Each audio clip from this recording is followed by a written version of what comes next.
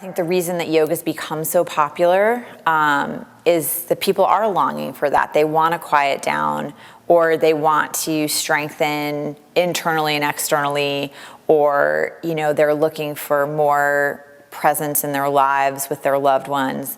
And I do think it can be daunting to figure out, well, how am I going to carve out all this time in my day? And the thing is, you don't need a tremendous amount. You just need a little bit. You just need to decide, you know, I'm going to get up in the morning and I'm going to take 10 minutes. And I'm not going to look at my phone, and I'm not going to go check my email. I'm not going to do, I'm just going to sit for 10 minutes. You set your timer if you want to. I guess you have to look at your phone to do that. But, you know, 10 minutes, I'm just going to sit and breathe and feel myself breathing in and breathing out. And, you know, starting your day like that, and if 10 minutes is too much, start with 5. The thing is, when you get a taste of getting quiet and tuning into how you feel, it feels really good. It's a relief. And I think that, you know, if you start with something that feels manageable to you, you'll want to increase that time, and you'll find a way to do it. We prioritize what's important to us. We do. When you really want to do something, you will find a way to do it, even if you're incredibly busy. And that's the thing. I get emails from people, and I don't mean to like poo-poo it or whatever, but, you know, I'm so busy and I can't. And it's like, I hear you and I get it, but I have 2 children, I have a business, I have, you know, writing, but like, I'm busy. So I understand, and you can find the time.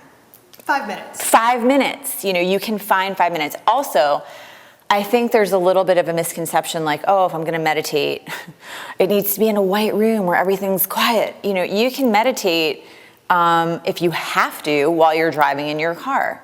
And what do I mean by that? You can feel the steering wheel underneath your fingertips. You can feel the breath. You know, you can feel yourself inhaling and exhaling. You can feel the seat underneath you.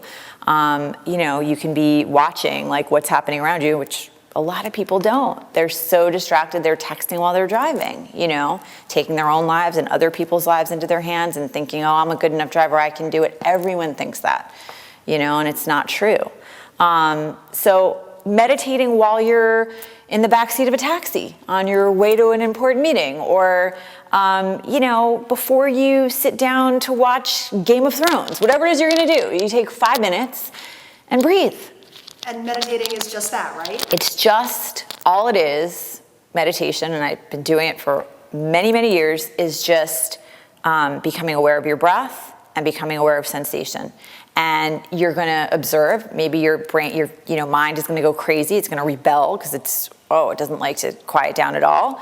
So you go to like notice your breath, and 2 seconds later, oh, I'm thinking about dinner. Wow, okay, let me come back to that inhale, and you come back to your inhale, and 2 seconds later, you're having a sexual fantasy about whatever, somebody, oh, oops, you know, and you come back to your inhale, and you do that again and again and again, and little by little, the space between your thoughts grows, so that eventually you sit down to meditate for a few minutes and it's actually peaceful. And then maybe it's more than a few minutes. And it really, what I think about meditation is that it makes it really clear how we are, and this might sound strange, but how we're all connected.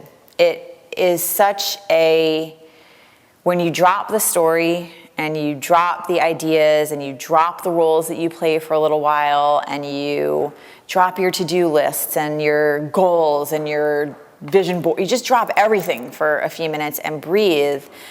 I think there is something incredibly like universal about it, where you tap into this energy where you understand, you know what, I'm not that different than you.